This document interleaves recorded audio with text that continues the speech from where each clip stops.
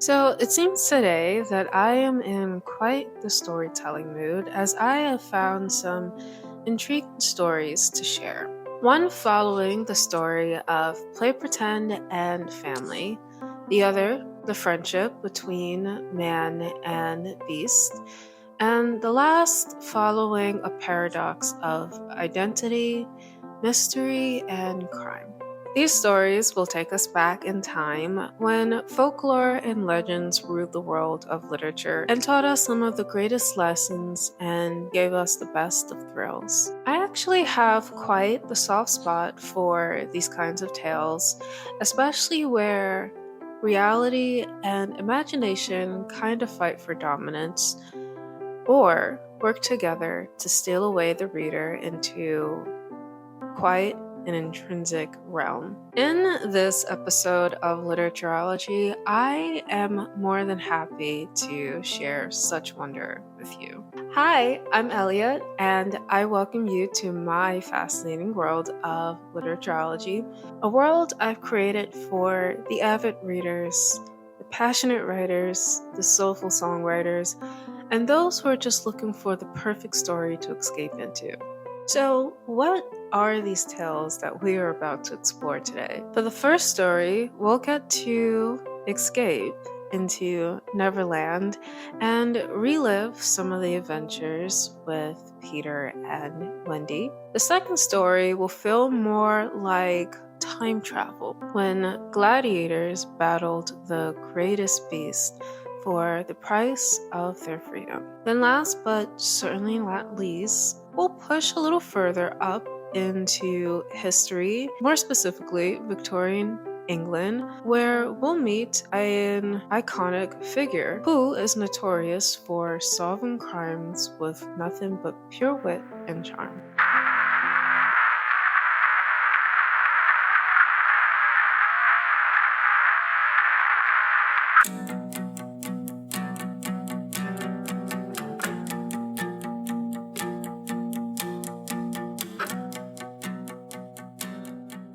Story number 1, Peter and Wendy, Chapter 10, The Happy People. One important result of the brush on the lagoon was that it made the Redskins their friends.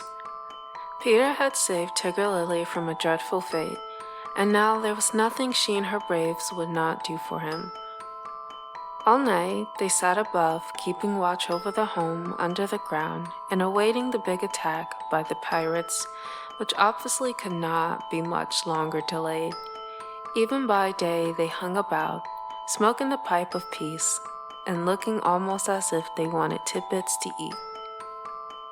They called Peter the Great White Father, prostrating themselves before him, and he liked this tremendously, so that it was not really good for him. The Great White Father, he would say to them in a very lordly manner, as they groveled at his feet, is glad to see the Pinnaky warriors protecting his wigwam from the pirates. Me, Tigger Lily, that lovely creature would reply. Peter Pan saved me, his very nice friend. No me lets pirates hurt him. She was far too pretty to cringe in this way, but Peter thought it is his due, and he would answer condescendingly, "It is good. Peter Pan has spoken." Always when he said Peter Pan has spoken, it meant that they must now shut up, and they accepted it humbly in that spirit. But they were by no means so respectful to the other boys, whom they looked upon as just ordinary braves. They said "how do" to them and things like that, and what annoyed the boys was that Peter seemed to think this all right. Secretly, Wendy sympathized with them a little, but she was far too loyal a housewife to listen to any complaints against Father. "Father's knows best," she always said, whatever her private opinion must be. Her opinion was that the Redskins should not call her a squaw. We have now reached the evening that was to be known among them as the Night of Nights. because of its adventures and their upshot. The day, as if quietly gathering its forces, had been almost uneventful, and now the redskins in their blankets were at their post above, while below the children were having their evening meal, all except Peter, who had gone out to get the time. The way you got the time on the island was to find the crocodile and then stay near him till the clock struck. This meal happened to be a make-believe tea, and they sat around the board guzzling in their greed. And really what, with their chatter and recommendations, the noise, as Wendy said, was positively deafening. To be sure, she did not mind noise, but she simply would not have them grabbing things, and then excusing themselves by saying that Toodles had pushed their elbow. There was a fixed rule that they must never hit back at meals, but should refer the matter of dispute to Wendy by raising the right arm politely and saying, "I complain of so-and-so," but what usually happened was that they forgot to do this or did it too much. "Silence!" cried Wendy, when for the 20th time she had told them that they were not all speak at once. "Is your cobblish empty, Slightly, darling?" "Not quite empty, Mommy," Slightly said, after looking into an imaginary mug. "He hasn't even begun to drink his milk," Nibs interposed. This was telling, and Slightly seized his chance. "I complain of Nibs," he cried promptly. John, however, held his hand up first. "Well, John, may I sit in Peter's chair, as he is not here?" "Sit in Father's chair, John?" Wendy was scandalized. "Certainly not."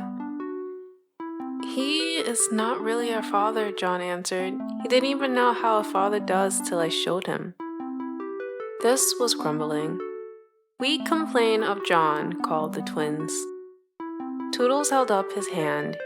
He was so much the humblest of them. Indeed, he was the only humble one, that Wendy was specially gentle with him. "I don't suppose," Toodles said differently, "that I could be father." "No, Toodles!"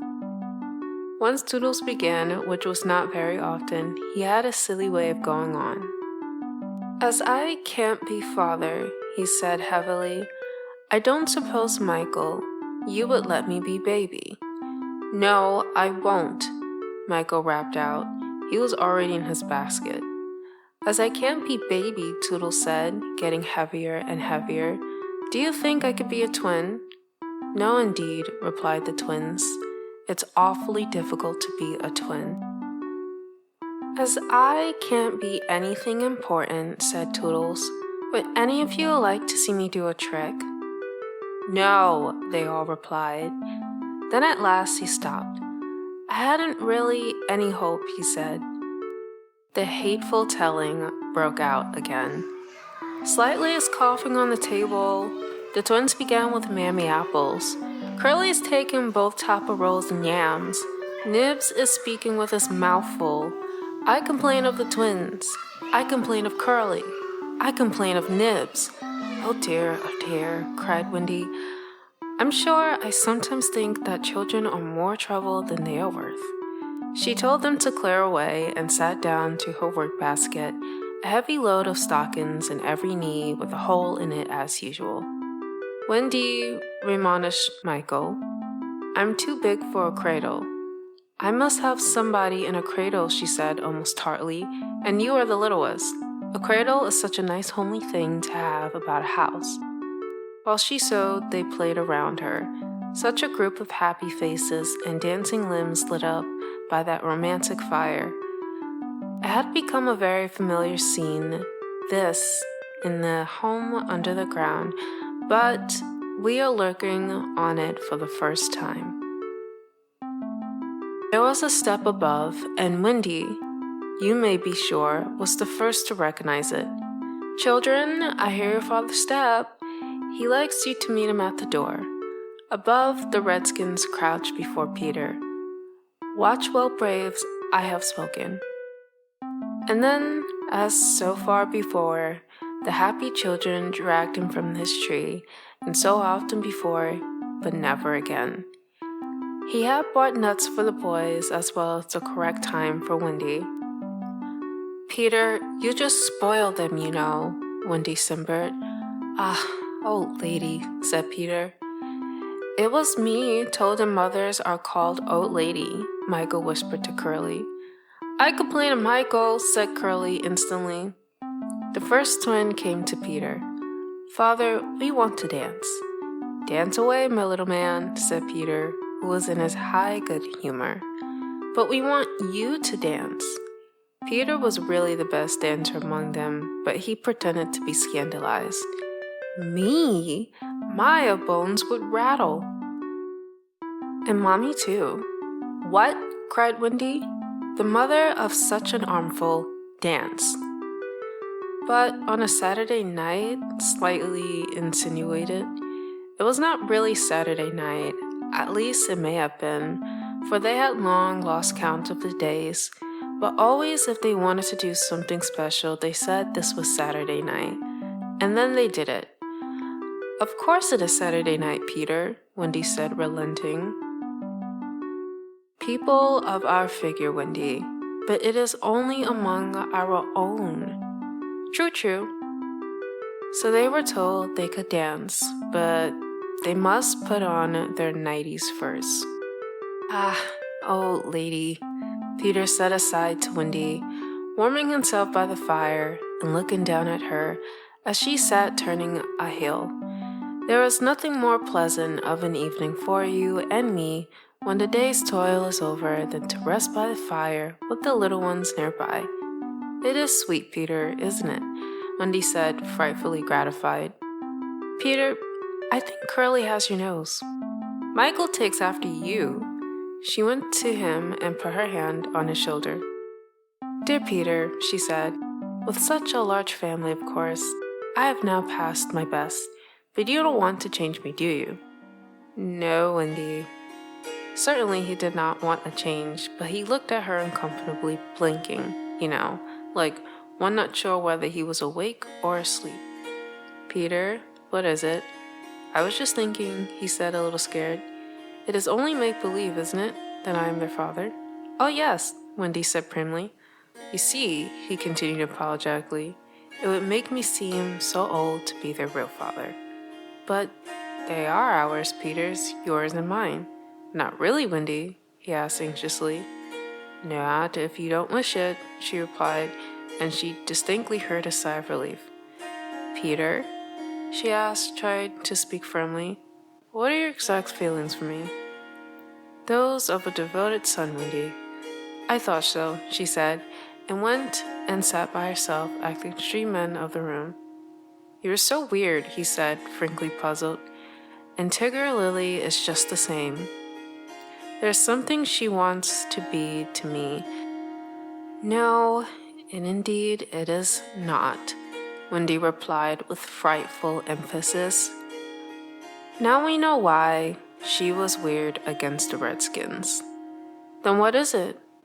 "It isn't for a lady to tell." "Oh, very well," Peter said, a little nettled. "Perhaps Tinkerbell will tell me." "Oh yes, Tinkerbell will tell you," she retorted scornfully.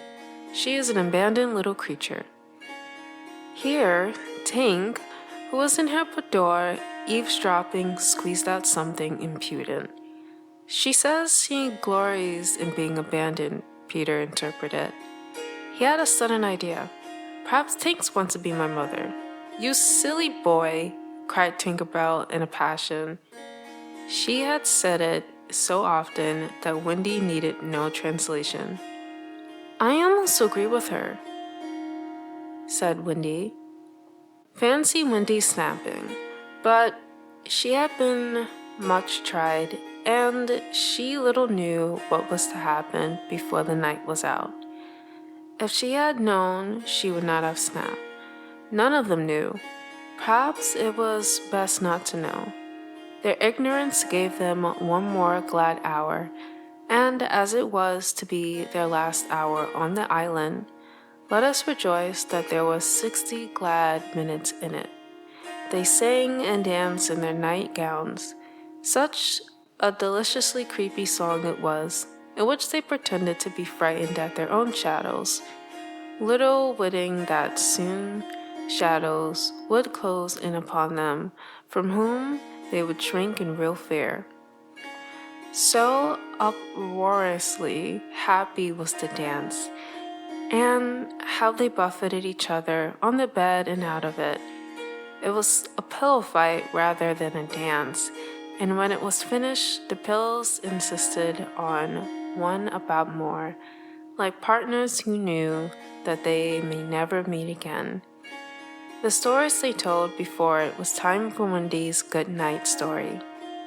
He even slightly tried to tell a story that night, but the beginning was so fearfully dull that it appalled even himself, and he said gloomily, "Yes, it is a dull beginning. I say let us pretend that it is the end." And then at last they all got into bed for Wendy's story. The story they loved best, the story Peter hated. Usually, when she began to tell this story, he left the room or put his hands over his ears, and possibly, if he had done either of those things this time, they may all still be on the island. But tonight he remained on his stool, and we shall see what happened. Maybe we'll find out what happened on the next adventure of Peter and Wendy.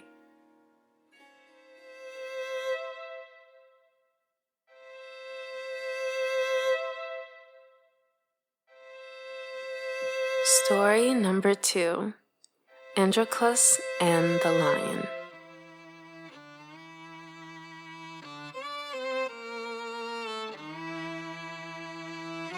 In Rome, there was once a poor slave whose name was Androclus. His master was a cruel man, and so unkind to him that at last Androclus ran away. He hid himself in a wild wood for many days, but there was no food to be found, and he grew so weak and sick that he thought he should die. So one day he crept into a cave and lay down, and soon he was fast asleep. After a while, a great noise woke him up. A lion had come into the cave and was roaring loudly. Androclus was very much afraid, for he felt sure that the beast would kill him. Soon, however, he saw that the lion was not angry, but that he limped as though his foot hurt. The Androclus grew so bold that he took a hold of the lion's lame paw to see what was the matter. The lion stood quite still and rubbed his head against the man's shoulder. He seemed to say, "I know you will help me." Androclus lifted the paw from the ground and saw that it was a long, sharp thorn which hurt the lion so much. He took the end of the thorn in his fingers, then he gave a strong, quick pluck, and out it came. The lion was full of joy.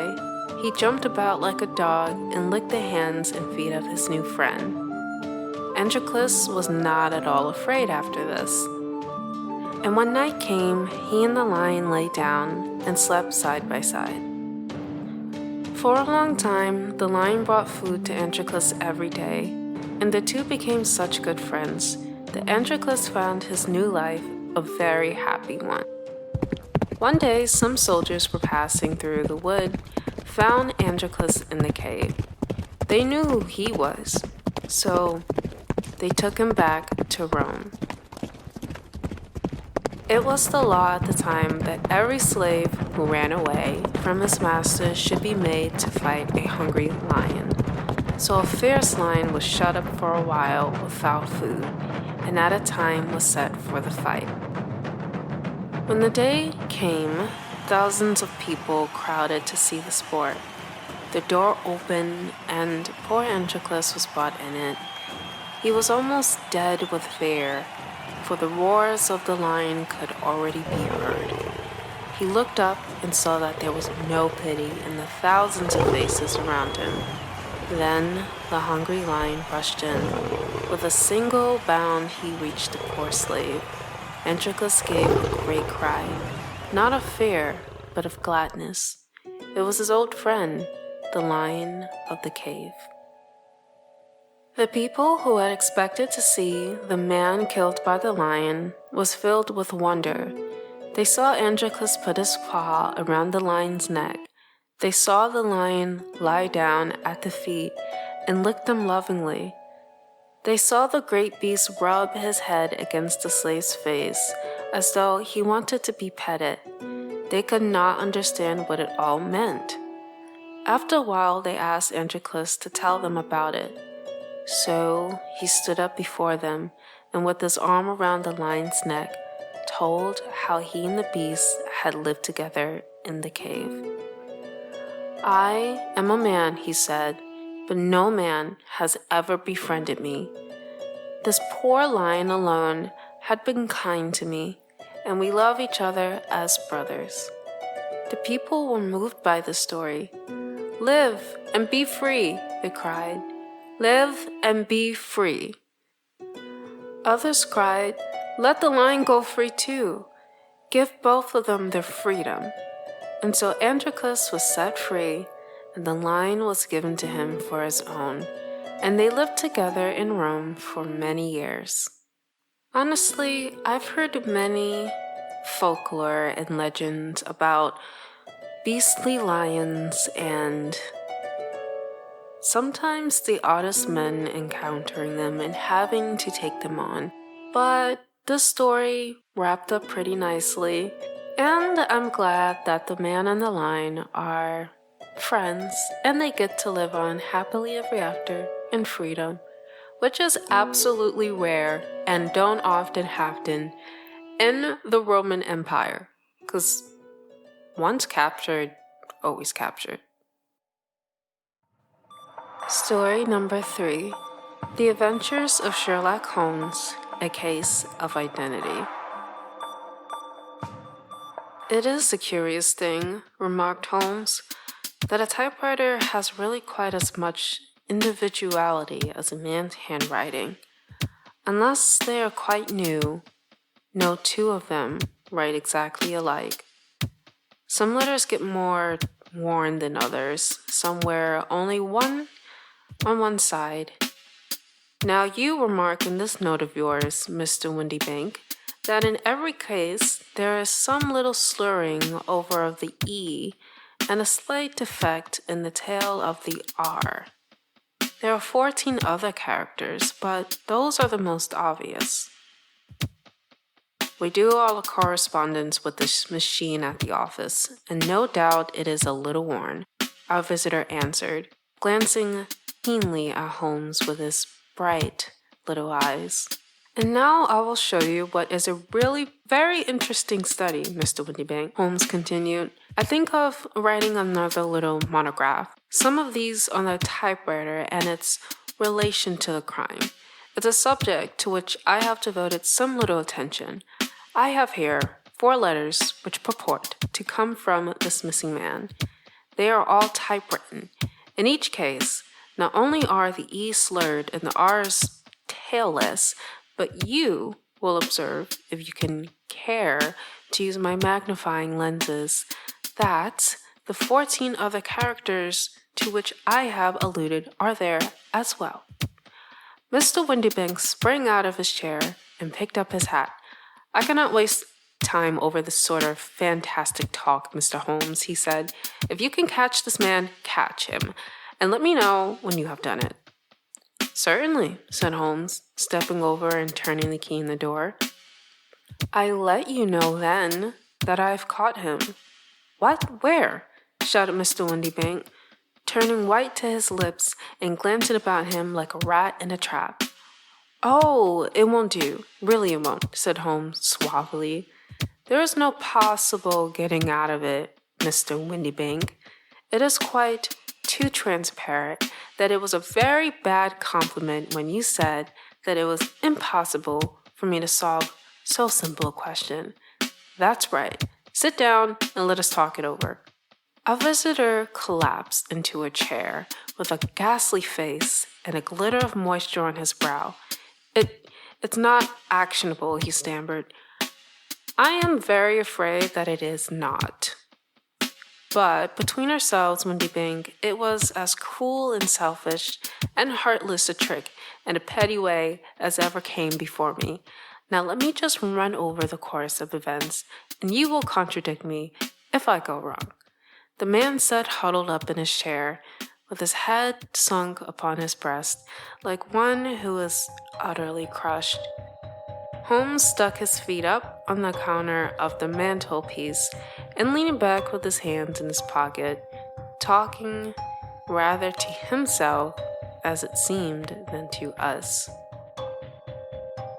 The man married a woman very much older than himself for her money, said he, and he enjoyed the use of the money of the daughter as long as she lived with him. It was a considerable sum for people in their position, and the loss of it would have made a serious difference. It was worth an effort to preserve it. The daughter was of a good, amiable disposition, but affectionate and warm-hearted in her ways, so that it was evident that with her fair personal advantages and her little income, she would not be allowed to remain single long. Now her marriage would mean, of course, the loss of 100 a year. So what does her stepfather do to prevent it?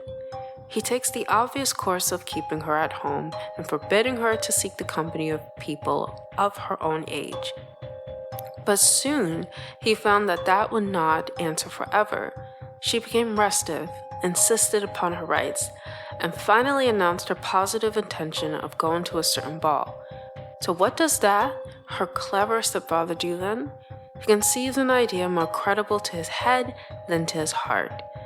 With the convenience and assistance of his wife, he disguised himself, covered those keen eyes with tinted glasses, masked the face with a mustache and a pair of bushy whiskers, sunk that clear voice into an insinuating whisper, undoubtedly secure on account of the girl's short sight. He appears as Mr. Homer's angel and keeps off other lovers by making love himself. It was only a joke at first, groaned our visitor. We never thought that she would have been so carried away. Very likely not. However, that may be. The young lady was very decidedly carried away, and having quite made up her mind that her stepfather was in France, the suspicion of treachery never for an instant entered her mind. She was flattered by the gentleman's intentions, and the effect was increased by the loudly expressed admiration of her mother. Then Mr. Angel began to call, for it was obvious that the matter should be pushed as far as it would go if a real effect were to be produced. There were meetings and an engagement which would finally secure the girl's affections from turning toward anyone else. But the deception could not be kept up forever. These pretended journeys to France were rather cumbrous. The thing to do was clearly to bring the business to an end in such a dramatic manner that it will leave a permanent impression upon the young lady's mind and prevent her from looking upon any other suitor for some time to come. Hence those vows of fidelity exacted upon a testament, and hence also the allusions to a possibility of something happening on the very morning of the wedding. James Wendyback wished Miss Sutherland to be so bound to Holmes or Angel, and so uncertain as to his fate that for 10 years to come, at any rate, she would not listen to another man. And as far as the church door, he brought to her. And then, as he could go no further, he conveniently vanished away by the old trick of stepping in at one door of a four-wheeler and out at the other. I think that was the chain of events, Mr. Wendyback. Our visitor had recovered something of his assurance while Holmes had been talking, and he rose from the chair now with a cold sneer upon his pale face. "It may be so, or it may not, Mr. Holmes," he said, "but if you are so very sharp, You ought to be sharp enough to know that it is you who are breaking the law now, not me.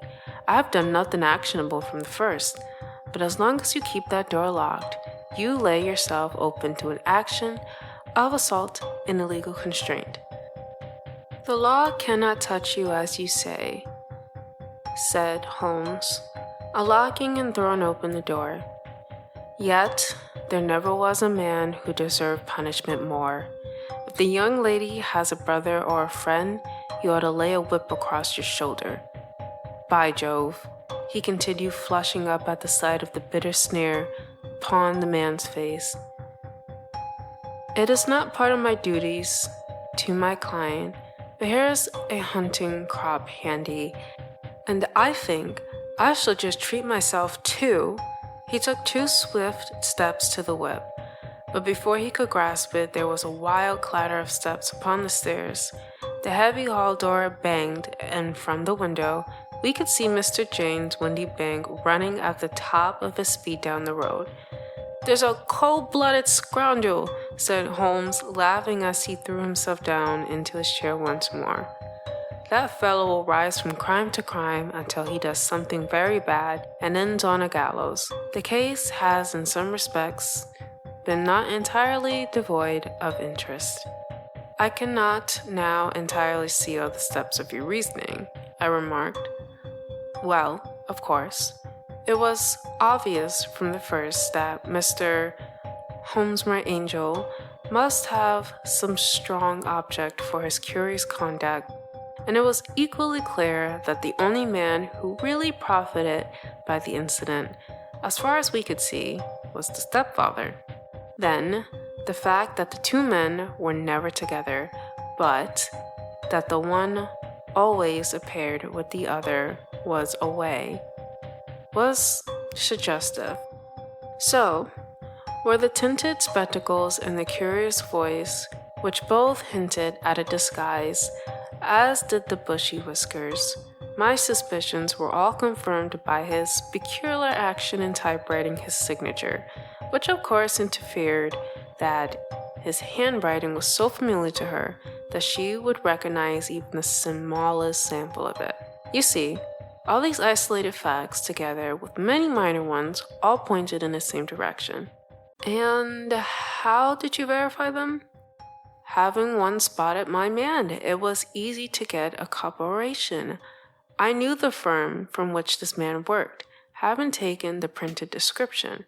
I eliminated everything from it, which could be the result of disguise, the whiskers, the glasses, the voice, and I sent it to the firm with a request that they would inform me whether it answered to the description of any of the travelers.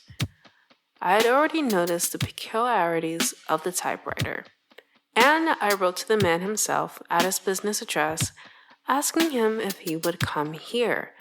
As I expected, his reply was typewritten and revealed the same trivial but characteristic defects. The same post brought me a letter from Westhouse and Markbank of Fenchurch Streets to say that the description tailed in every respect with that of their employee, James Windybank. And Miss Sutherland? If I tell her, she will not believe me. You may remember the old Persian saying, "There's danger for him who taketh the tiger cub, and danger also for whoso snatches a delusion from a woman." There is as much sense in Hasiphus as in Horace, and as much knowledge of the world.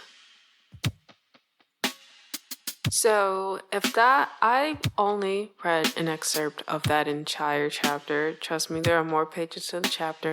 But if you hadn't picked up from Holmes's little rant and Mr. Windybank pretty much giving in to the accusations, what basically happened was the dude kind of was trying to control his stepdaughter of who to marry and tried to trick her into his disguise, basically. He disguised himself as a charming dude and tricked his own stepdaughter. Why?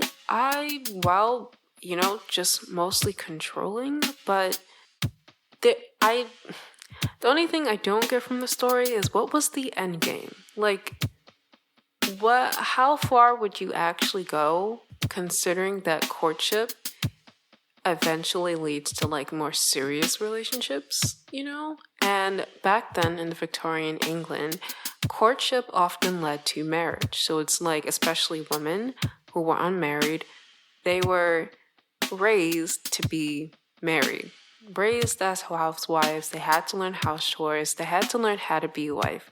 So any unmarried maiden was destined to be married. How was this plan going to unfold? I don't understand. But yeah, that's basically what happened. That is it for today. Thank you so much for watching or listening to today's episode of Literaturology. I've been your host, Eliot Taylor. Feel free to leave a comment on any of my platforms of which are your favorite reads or any books you would like me to read and or analyze on this podcast.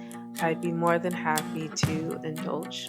But until our very next adventure, you will be hearing from me soon.